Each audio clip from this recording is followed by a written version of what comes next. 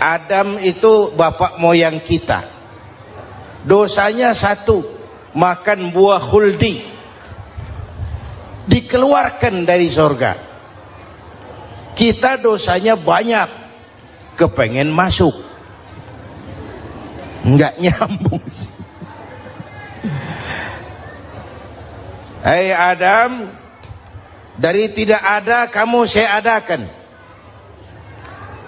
Saya perintahkan tinggal di surga. Merasa sepi sendirian, saya ciptakan Siti Hawa supaya kamu tenang. Kamu boleh nikmati semuanya. Ini boleh, itu boleh, ini boleh, itu boleh. Makan, makanlah yang kau mau. Minum, minumlah yang kau suka. Pakai, pakailah yang kau senang. Satu yang saya minta, jangan dekati pohon khuldi. Itu kau tidak sanggup, keluar. Diusir dari surga.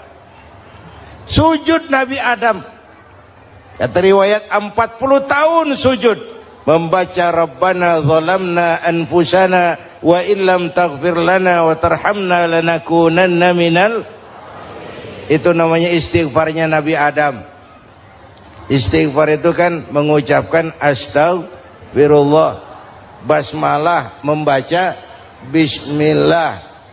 Jangan kayak teman saya disuruh banyak-banyak baca istighfar, benar-benar dia baca istighfar, istighfar, istighfar. Bukan itu maksudnya. Nah, maka salah satu amalan yang sangat dianjurkan di bulan Muharram ini memperbanyak istighfar. Tidak ada orangnya yang tidak. Ayo jujur, ini yang kumpul di sini semua, ada nggak yang nggak punya dosa? Yang merasa nggak punya dosa, ayo ke depan. Ada? Tidak ada. Setiap kita, entah kecil entah besar, sengaja terlupa, pasti mempunyai yang namanya khilaf dan salah. Dan Allah Tuhan kita bukan Tuhan pendendam. Allah Tuhan kita Tuhan yang ramah dan rahmah. Manusia, dosamu banyak, tapi ampunanku lebih banyak. Salahmu besar, rahmatku jauh lebih besar. Kau sujud di hadapanku, aku bangga melihatnya.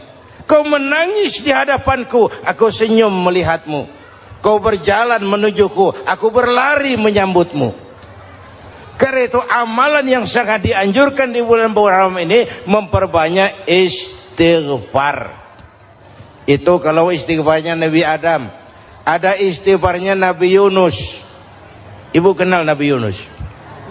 Di mana kenalannya? Sok tahu. Nabi Yunus itu ketika berdakwah kepada kaumnya yang bandel, memberikan peringatan, kalau kalian tidak mau beriman akan turun azab. Kapan Yunus? Akan. Kenapa mesti akan? Sekarang aja kalau mau, saya tungguin. Kurang ajar betul ini umat.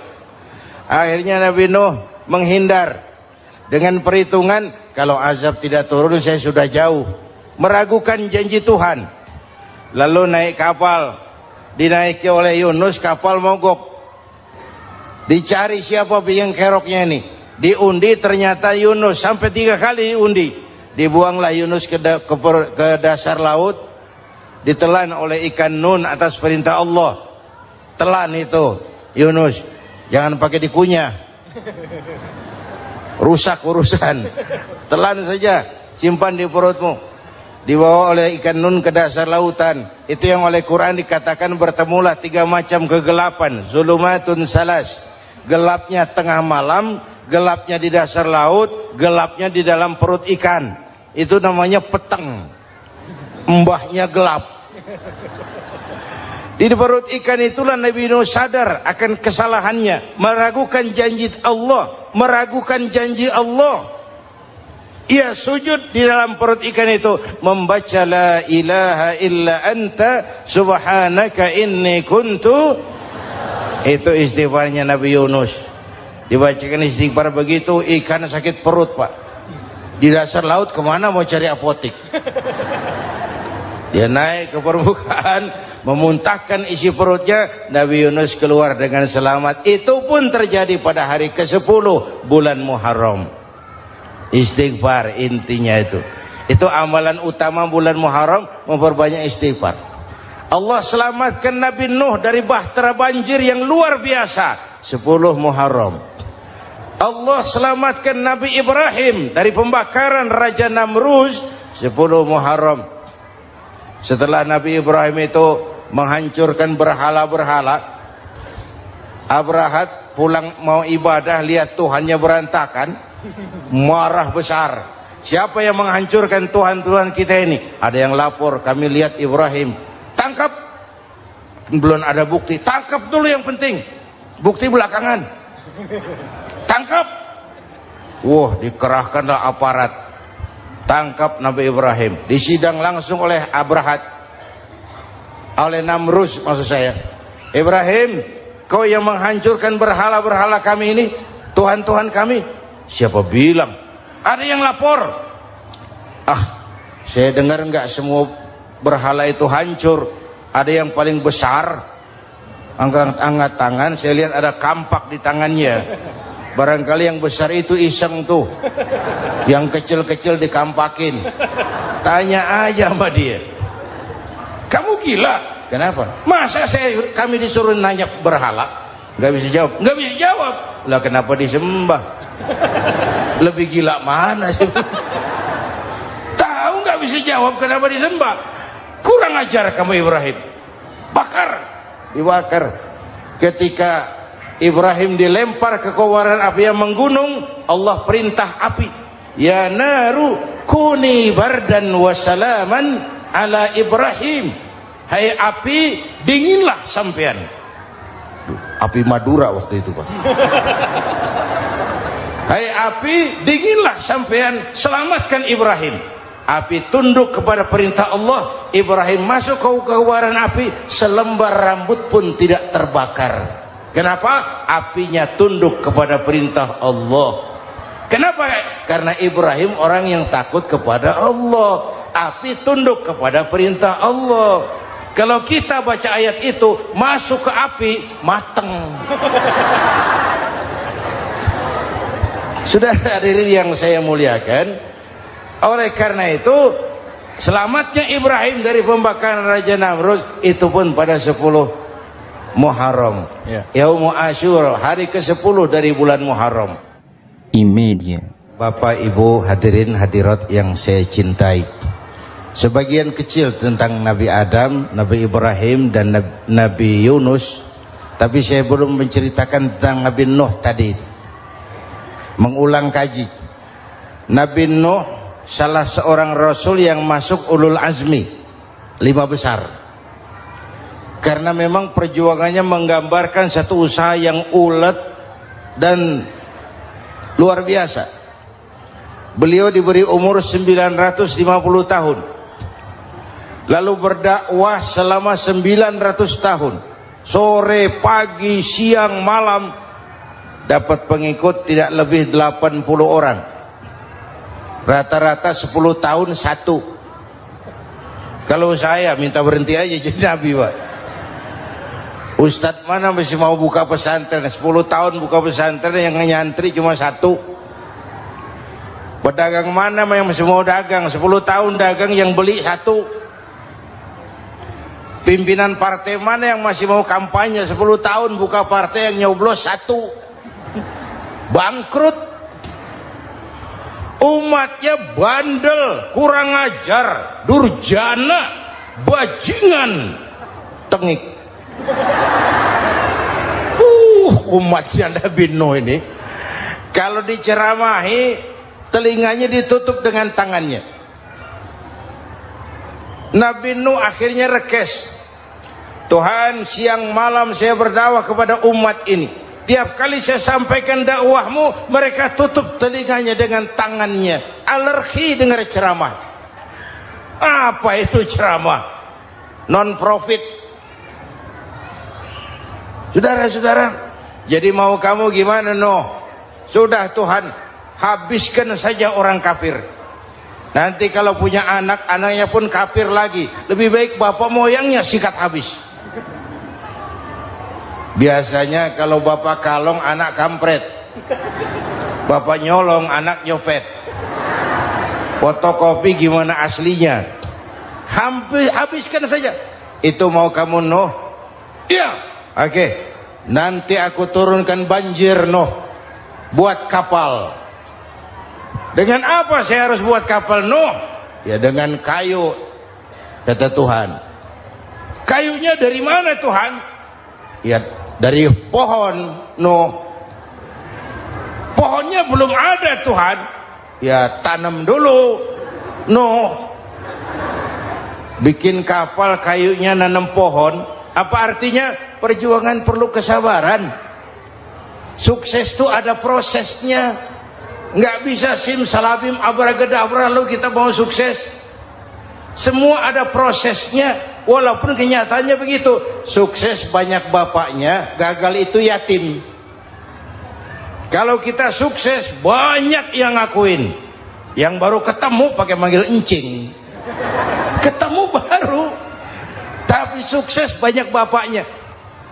Gagal yatim, nggak ada yang mau ngakuin kalau kita gagal itu. Udah bikin kapal dengan kayu di tengah kampung, bikin kapal ini. Bayangkan di tengah kampung bikin kapal. Orang kafir makin menjadi-jadi. Lihat Nuh, kenapa? Makin sarap. Bikin kapal di tengah kampung mau belayar kemana? Tuh lihat, kalau orang nggak tahu tujuan, mountain setengah jalan. Proses yang dinilai bukan finalnya. Ya kayak gitu kesimpulannya. Saya enaknya sendiri. Bikin kapal. Kapal mendekati selesai. Ini orang kafir rame-rame datang ke kapal Nuh. Mau apa? Buang najis. Sakit perut berangkat ke kapal Nabi Nuh. Nongkrong. Dapat 2-3 tumpuk pulang. Penuh lantai kapal dengan najis manusia. Inilah perjuangan. Bukan jalan raya lurus bertabur bunga di kanan kirinya. Banyak ondak dan duri, fitnah, caci maki, antipat, segala macam. Nuh. Ada orang tua dasar kafir, kurang ajar, sudah stroke berangkat juga ke kapal Nuh. Mau buang najis, pincang-pincang digotong orang. Selesai buang najis dia bangun mau pulang, pegangan tiang kapal terpeleset jatuh di atas tumpukan najis. Terjadi keajaiban, yang stroke-nya sembuh, lumpuhnya hilang, berangkat digotong-gotong pulang, jalan gagah sekali. Tapi orang kampungnya heran, ente sudah sembuh? Sudah. Berobat di mana? Kok begitu paten? Di kapal Nuh. Masih banyak.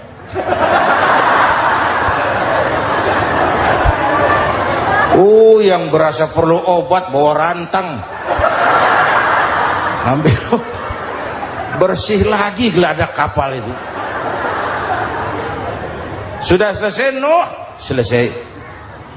Oke, kau orang yang beriman bersamamu, binatang serba sepasang, naik Nabi Nuh, naik orang beriman, naik binatang serba sepasang. Ini cikal bakal penyelamatan manusia, Pak.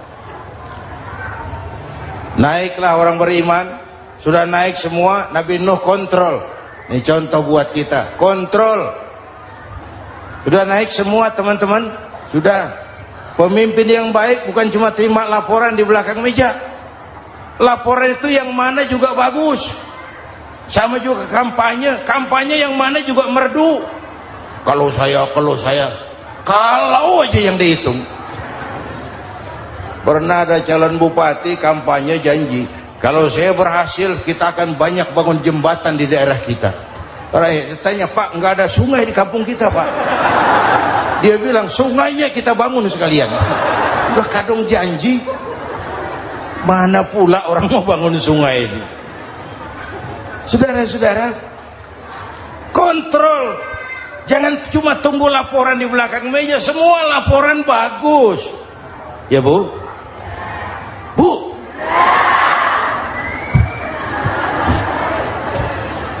Nabi Nuh kontrol. Sudah naik semua? Sudah Nuh. Pulan bin Pulan naik Nuh. Paimin bintu Kijo. Naik, kami lihat naik.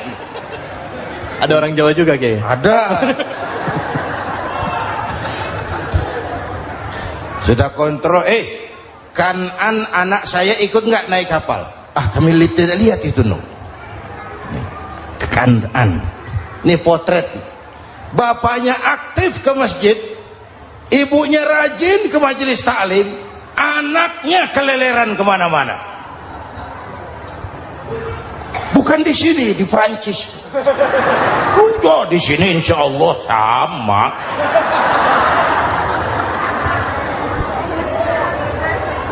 Nuh karena sayang anak, Nuh karena cinta anak, Nuh karena tanggung jawab anak, cari naik ke atas kapal. Lihat Kanan, anak saya, nggak lihat Nuh. Turun ke ruang bawah, periksa lagi. Mang, ayah Kanan di dia. Jamaah Tasik ini rupanya di tangan. Tuh ayah mang. Ayah ke mana ya budak ini? Turun ke bawah, tanya lagi. Ono Kanan toh? Ora nano ora ketok. Rombongan Jawa Tengah. Naik ke atas buritan. Dari buritan kelihatan ternyata Kanan tidak ikut naik kapal, kumpul di darat bersama orang kafir. Ini potret kita sekarang. Kumpul sama orang kafir, hanyut anak-anak kita, ditelan budayanya orang kafir, ditelan tradisinya orang kafir, ditelan pergaulannya orang kafir. Nuh karena sayang anak dari atas manggil. Dalam Quran dijelaskan itu. Karena Nabi Nuh di atas, Kanan di bawah, teriak, ya bunayyar kam ma'ana. Begitu dalam Quran ayatnya. Cuma bang ini pakai gaya memanggil supaya kelihatan kegambar, kira-kira Nuh manggilnya begitu. Ini namanya gaya dakwah Pak. Kalau ceritanya datar nggak menarik. Maka Nuh memanggil Kanan, ya bunayyar kam ma'ana. Kata yang dengar, ini gaya orang manggil, ya bunayyar kam ma'ana. Kanan kesini nak, naik kapal sama papi. Kata Kanan di bawah itu, enggak mau papi, John di sini saja. Kata Nuh, jangan nak, Allah sedang murka, akan turun banjir. Kalau datang banjir papi, sa'awi ila jabalin ya'simuni minal ma', saya akan naik ke gunung tinggi yang bisa menyelamatkan saya dari banjir. Kanan naik ke gunung, gunung dihantam banjir, Kanan mati sampai sekarang. Yang kelima, Nabi Musa, kisah Muharramnya ini. Lahir dalam kondisi yang sulit karena Fir'aun mimpi akan lahir seorang anak dari keturunan Bani Israel yang akan menghancurkan kerajaannya. Kata Fir'aun, sudah lahir belum anaknya? Belum. Kalau gitu mulai malam ini laki-laki dilarang bergaul sama istrinya. Semua perempuan hamil di bawah pengawasan negara. Mulai hari ini kalau lahir anak laki-laki terutama Bani Israel, penggal. Satpol PP disiapkan. Udah ada kayaknya. Ada. Patroli. Bayangkan, Fir'aun itu bikin undang-undang seenaknya sendiri. Apalagi merasa kekuasaannya dalam ancaman. Penguasa manapun kalau merasa dalam ancaman, panik. Padahal kekuasaan itu kayak harimau, makin lama ditaiki makin sulit turun. Kenapa? Karena macannya makin lapar. Naik terus capek, turun dimakan harimau, serba sulit. Saudara-saudara, kalau kita mau belajar dari Pak Harto, saya melihat kekurangan Pak Harto cuma satu, terlambat berhenti.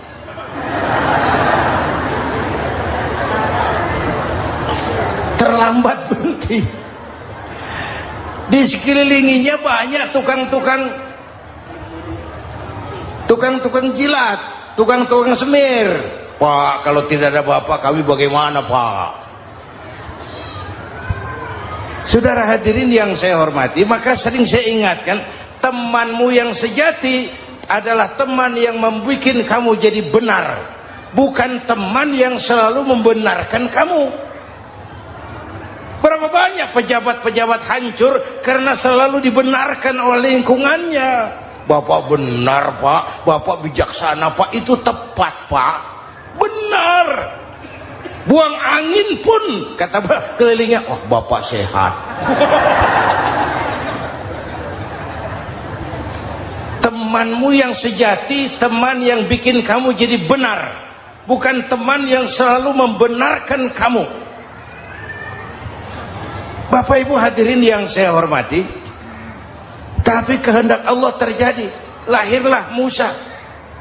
Bayinya dihanyutkan di sungai Nil. Bayi sudah menderita, dihanyutkan di sungai Nil. Dan akhirnya besar di lingkungan istana Fir'aun. Diriwayat oleh Ratu Aisyah, perempuan Fir'aun, setelah mulai berjuang, terjadilah itu. Musa dan pengikutnya dikejar oleh Fir'aun. Sampai di tepi laut, Allah wahyukan Musa, lempar tongkatmu ke laut. Dalam kondisi darurat, mukjizat tiada jalan. Kondisi darurat.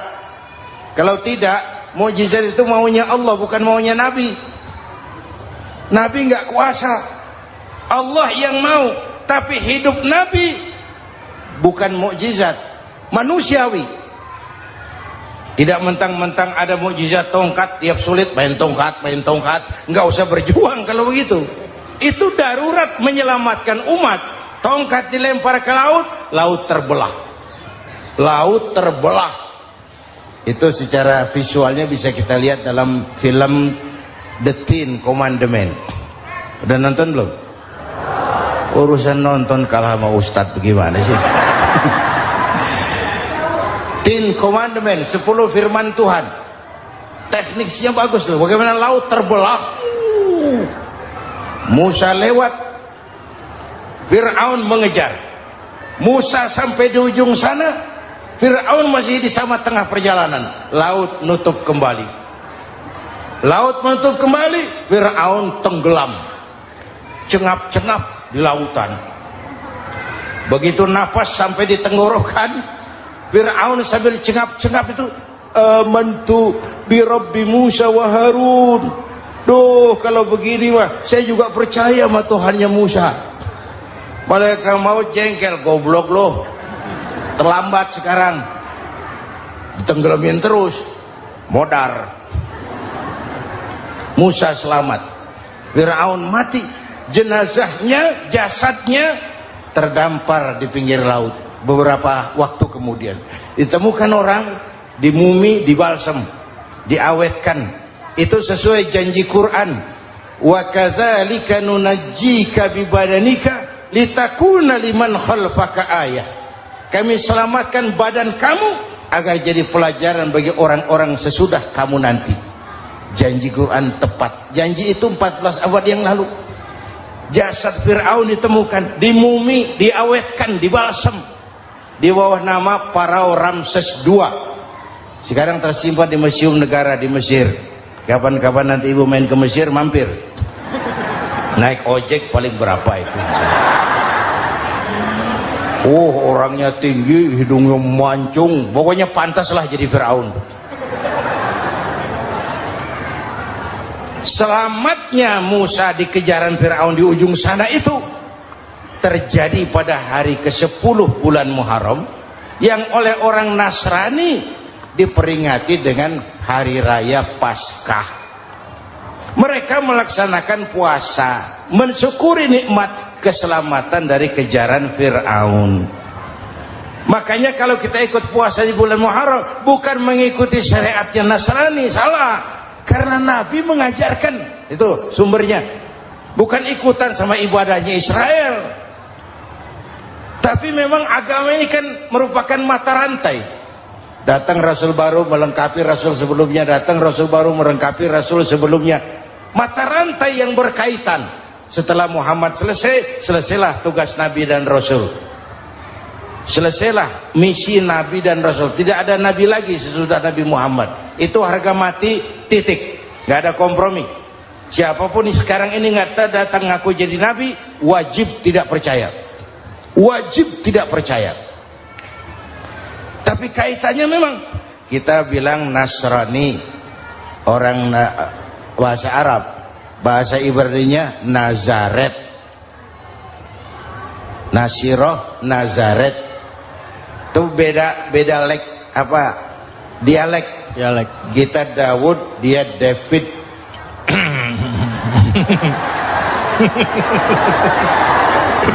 Ibrani. Kita Ali, dia Alek. Kita Sulaiman, dia Solomon. Kita Camat, dia Comot. Ini yang ngomong ini comot sembarang. Media. Bapak dan Ibu jamaah yang saya cintai, pertanyaan pertama, hijrah qalbiyah. Ada hijrah badaniyah, hijrah fisik yang dilakukan Nabi dan sahabat dari Mekah ke Madinah. Itu hijrah badaniyah. Ada hijrah qalbiyah, hijrah hati. Dan ini yang kita perlukan sekarang. Karena refleksinya akan membias kepada alur kehidupan. Kalau hati kita mau berhijrah, fisik akan ngikuti.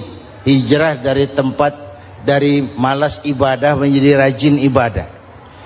Hijrah dari maksiat kepada yang ma'ruf, dari berpecah belah menjadi bersatu. Hijrah seperti itu yang sangat kita perlukan. Apalagi masyarakat ini paternalistik. Kita harus hijrah mental sekarang ini. Maka yang disampaikan tadi benar. Seorang ketua MK siap mengundurkan diri kalau terbukti anak buahnya terlibat suap. Itu walaupun siap, tapi sudah angin segar buat rakyat. Bahwa masih ada banyak insya Allah pejabat kita yang punya harga diri. Walaupun ada juga pejabat kita yang muka tembok, kulit badak, kuping kebo. Muka tembok, kulit badak, kuping kebo. Biasanya kalau kereta api tabrakan di negara-negara maju, Menteri Perhubungannya mundur. Di kita petugas palang pintu dipecat. Jauh sekali menteri sama petugas palang pintu. Yang benar-benar diadili yang krocok-krocok, kopral-kopral itu. Padahal hadisnya jelas, ar-rashi wal murtashi finnar. Yang nyuap dan yang nerima suap, dua-duanya neraka. Kasus potret belakangan ini, yang nerima suap, yang diuber, yang nyuap aman. Yang nyuap aman, yang korupsi pajak dikecil-kecilin, yang ngemplang pajak aman. Padahal ngemplang pajaknya triliunan. Padahal dia sudah dikasih fasilitas oleh negara mengelola sumber daya alam negara yang artinya milik rakyat. Dia harus bayar pajak, uang pajaknya dikumpulkan bagi sebesar-besar kemakmuran rakyat. Itu tindakan merugikan rakyat. Karena itu betul, saya setuju, hijrah qalbi yang perlu kita lakukan sekarang. Hijrah hati. Kita ini bangsa Indonesia, seperti timnas. Timnas sekarang anak-anak muda sudah berani pakai baju PSSI. Iya. Kenapa? Menang. Coba kalau kalah terus, nanti menang. Tapi bangsa Indonesia itu memang seperti timnas, namanya kesebelasan, 11 orang. Walaupun ada pemain bintang, ya ada presiden, gubernur, menteri, itu bintang-bintang. Tapi bintang baru ada artinya kalau dibantu 10 pemain yang lain. Cristiano Ronaldo, siapa itu? Penyerang tengah Real Madrid, Wah. bintang. Lionel Messi. Siapa lagi? Barcelona. Bercelana.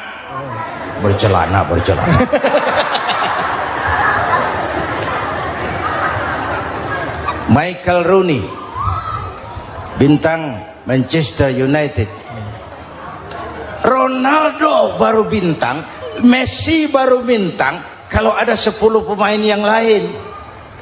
Bagaimanapun hebatnya Cristiano Ronaldo, kalau sendirian lawan satu kesebelasan, babak belur. Itulah kita, bangsa Indonesia. Kita satu kesebelasan, harus saling memperkuat. Ada bangsa kita ini yang jadi jaksa, ada yang jadi hakim, ada yang jadi polisi. Itu posisi penyerang tengah, kiri luar, kanan dalam, back, striker, kiper, posisi. Tapi sadar kita satu kesebelasan, Bung. Jangan bikin gol ke gawang sendiri. Kalau punya bola bagus, operan dong sama temannya. Yang bisa menciptakan gol, operan. Ada yang jadi pengusaha besar, bagus boleh. Punya untung besar, operan. Kasih masjid, kasih pesantren, operan. Ini kesebelasan kita kalau punya bola pelitnya setengah mati, Pak. Nggak mau ngoper. Bawa sendiri, mending bikin gol. Enggak. Kita ini satu kesebelasan. Satu sama lain harus saling memperkuat. Bahwa ada penyerang tengah, itu si posisi. Tapi kalau memang peluang memungkinkan, ayo dong operan. Saya iri sama kesebelasan Nasrani di Indonesia. Mereka kalau punya bola operannya cakep. Gereja cepat selesai, rumah sakit Kristen cepat selesai. Kenapa? Operannya bagus. Kita ini kalau punya bola bawa sendiri, nggak mau ngoper. Maka masjid nggak selesai-selesai. Madrasah banyak yang bocor. Rumah sakit Islam kalah bersaing. Kenapa? Operannya berat. Ayo menyadari kita ini timnas, satu kesebelasan. Jangan menjegal kawan seiring, kawan sendiri dijegal. Sudah musuh terlalu kuat, gawang sendiri dijebol. Akhirnya terbalik kita ini. Ujian terberat telah diberikan Allah kepada para anbiya, kemudian para aulia, kemudian para ulama. Summal amsal fal amsal, ke bawah dan ke bawah, diuji setiap orang menurut kekuatannya berpegang kepada agama. Kalau karena anak Melayu bilang, kalau takut dengan ombak, jangan berumah di tepi pantai. Kalau takut diterjang ombak, jangan berumah di tepi pantai. Kata ibu tadi, mau jadi pohon tinggi harus berani ketiup angin. Makin tinggi pohonnya, makin keras anginnya. Takut angin, jangan jadi pohon tinggi, jadilah rumput. Nggak ditiup angin, tapi diinjak kebo. Apa yang nggak ada resikonya? Apa yang nggak ada resikonya? Semua nabi ada yang dihantam kekuasaan yang arogansi. Ibrahim berhadapan dengan Namrud. Musa berhadapan dengan Fir'aun. Ada yang diuji dengan berhadapan umat yang sangat kurang ajar. Ada yang diuji dengan gosip yang dahsyat. Nabi Yusuf digosipi sama Zulaikha itu. Nabi Yusuf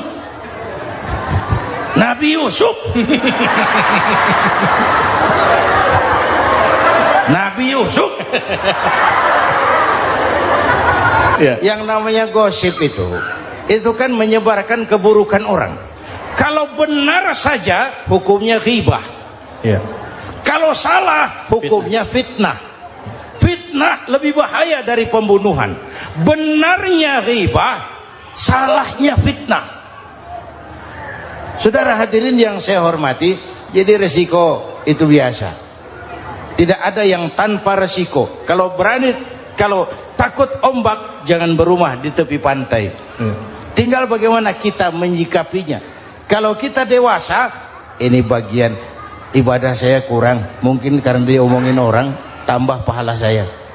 Mungkin karena dia omongin orang, tambah pahala saya. Maka saya ngadepi gosip